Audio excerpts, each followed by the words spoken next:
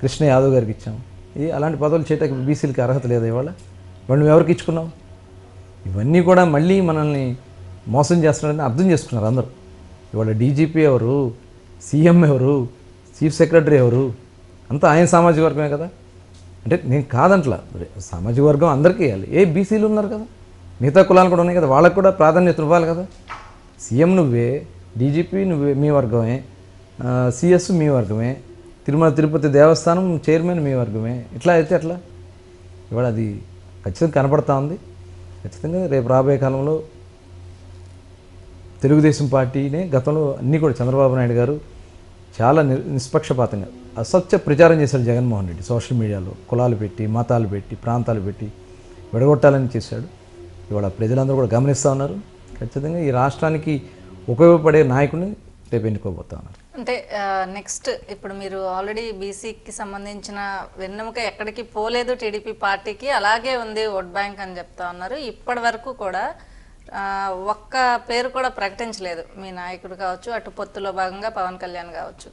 ఇప్పటి వరకు ప్రకటించలేదు. ఇంకొక నెల రోజులు మాత్రమే టైం ఉంది ఎలక్షన్ కోడ్ రావడానికి కావచ్చు, దీనికి కావచ్చు. ఇప్పటి వరకు ప్రకటించకపోతే అభ్యర్థులు గ్రౌండ్లో వర్క్ ఎప్పుడు చేసుకుంటారు? అలాగే కొంత అసంతృప్తులు కూడా చాలా మంది ఉంటారు. వీళ్ళందరినీ బ్యాలెన్స్ చేసుకునే అవకాశం ఎక్కడ ఉందంట? అంటే ఆల్రెడీ చంద్రబాబు నాయుడు గారు ఇన్ఛార్జ్ వస్తుంది మాకు, వాళ్ళ ద్వారా వాళ్ళ పనితనం అన్నీ కూడా చూస్తారు.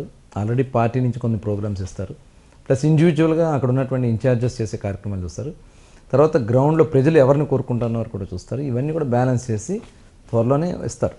ఎందుకంటే కొద్దిగా పొత్తులు, తర్వాత ఈ రిపోర్ట్స్ ఇవన్నీ కూడా నెల నెల, వారం వారం, వీక్లీ తెచ్చుకుంటా ఉన్నారు. ఖచ్చితంగా ప్రజలు కోరుకున్న వ్యక్తుల్ని పెట్టడం, ప్రజలు కోరుకున్న వ్యక్తుల్ని రేపు అసెంబ్లీలో కూర్చోపెట్టాలని బాబు గారి కోరిక. ఖచ్చితంగా అదే జరుగుతుంది. మీరు అబ్కారీ శాఖకి మంత్రిగా చేశారు. ఇప్పుడు ఏదైతే మంత్రి పదవి మీరు చేసి ఉన్నారు, దాంట్లో ఉన్న ఒడిదుడుకులు ఏంటి, అలాగే డెవలప్మెంట్ ఏం చేయొచ్చు, దానివల్ల వచ్చే ఇన్కమ్ ఎంత, అన్నీ కూడా మీకు తెలిసి ఉంటాయి. ప్రస్తుతం అబ్కారీ శాఖ ఎట్లా ఉందని మీరు అనుకుంటున్నారు? అలాగే ప్రజలకు మీరు అంటే ఆ శాఖ ద్వారా పనిచేశారు, ఇప్పుడు వాళ్ళు చూపిస్తున్న లెక్కలను బట్టి చూస్తే ఎట్లా ఉందని మీరు అనుకుంటున్నారు? ఖచ్చితంగా ముఖ్యమంత్రి గారు మొట్టమొదటి చెప్పిందే మాట తప్పాడు. ఆయన ప్రజలకు ఇచ్చిన హామీల్లో ఫస్ట్ది మద్యపాన నిషేధం అన్నాడు, తర్వాత దశల వారీ నిషేధం అన్నాడు. ఇవాళ పూర్తిగా ఇంటింటికి మద్యం అయిపోయింది. అది కూడా జే బ్రాండ్సే. గతంలో మేము చాలా ఒక నిష్పక్షపాతంగా దాన్ని కంట్రోల్ చేసే విధంగా మేము చేయడం జరిగింది. అదేదో ఆదాయ వనరుగా మేము చూడలే. కానీ ఇవాళ జగన్మోహన్ రెడ్డి పూర్తిగా ఆదాయ వనరుగా చూస్తూ ఉన్నాడు. జే బ్రాండ్లు, వాళ్ళ కంపెనీల డిస్టిలరీస్ అన్ని వాళ్ళ చేతుల్లో తీసుకుని, ఆ బ్రాండ్ల పేరు కూడా ఎప్పుడు వినలే, ఇవాళ ఆ బ్రాండ్లు పెట్టి జనాల ఆరోగ్యాన్ని చెడగొడుతూ ఉన్నాడు. ఇవాళ ఎంతమంది, దాదాపు 35 లక్షల మంది అనారోగ్యం పాలైపోయారు రాష్ట్రంలో. ఇది ఆ మద్యం తాగి కొన్ని దాదాపు 30-40 వేల మంది చనిపోయారు. లివర్లు, కిడ్నీలు చెడిపోయి చనిపోయిన వాళ్ళు కూడా ఉన్నారు.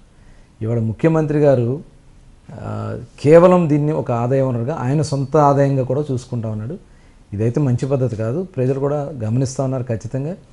ఇవాళ దీని మీద ఎందుకంటే చెప్పాలంటే చాలా గతంలో ఎప్పుడు ఇలా లేదు. డిపార్ట్మెంట్లో వాళ్ళు కూడా నాతో మాట్లాడుతూ ఉంటారు. వాళ్ళు చెప్తూ ఉన్నారు ఇలా పరిస్థితులు ఎప్పుడు చూడలేదండి, కానీ పోవాలి ఖచ్చితంగా. రేపు బాబు గారు కూడా చెప్తున్నారు. అంటే ఎందుకంటే ఒక్కసారిగా తీయడం అనేది కుదరదు. కాబట్టి రాబోయే కాలంలో నాణ్యమైనటువంటిది ఇచ్చి ప్రజల ఆరోగ్యం ముఖ్యం, ఆ కార్యక్రమం చేస్తాం. మచిలీపట్నం నుంచి వైసీపీకి సంబంధించిన అభ్యర్థిగా పేర్ని నాని తనయుడు పేర్ని కిట్టుని ప్రకటించారు. అతని వల్ల అంటే నియోజకవర్గానికి ఇప్పటి వరకు టీడీపీ చేసింది ఏమీ లేదు అని ఇప్పటి వరకు చెప్పుకుంటూ వెళ్తున్నారు. అసలు పేర్ని కిట్టు అనే వ్యక్తి పైన మీరు పోటీ చేస్తానికి ఇప్పుడు ప్రస్తుతం చేయాల్సిన అవసరం ఉంది. సో ఎట్లా ఉండబోతోంది నెక్స్ట్ ఎన్నికలు? నిజంగా మచిలీపట్నం నియోజకవర్గానికి సంబంధించినంత వరకు ప్రజలు ఎంతవరకు ఆహ్వానిస్తారు దీన్ని? చూద్దాం. రీల్స్కి రియాలిటీకి చాలా తేడా ఉంటుంది. రీల్స్లో చేసినట్లుగా రియాలిటీలో కుదరదు కదా. గతంలో ఖచ్చితంగా, ఎందుకంటే పేర్ని నాని గారు ఏం చేశారో బందరు ప్రజలు తెలుసు, వాళ్ళ కుమారుడిగా ఈయన ఏం చేశాడో బందరు ప్రజలు తెలుసు. ఇప్పుడు ఏదో వాళ్ళు చెప్తా ఉన్నారు, మా కొడుకు ఏదో ఎరగ తీసేసాడని చెప్పి తండ్రి చెప్తా ఉన్నారు. ఏది మొన్న కరోనా టైంలో చేశారని. ఏంటి వీళ్ళు చేసింది? 11 మంది ఆక్సిజన్, వీళ్ళు చేసినటువంటి తప్పిదాల వల్ల 11 మంది ఆక్సిజన్ లోపం వల్ల చనిపోయారు, దాన్ని బయటికి రాని వల్ల. రెమిడైజర్ ఇంజెక్షన్స్ దాదాపు పెద్ద స్కామ్ అది. ఆ స్కామ్లో వీళ్ళ పాత్ర ఉంది. ఖచ్చితంగా రేపు రాబోయే వచ్చిన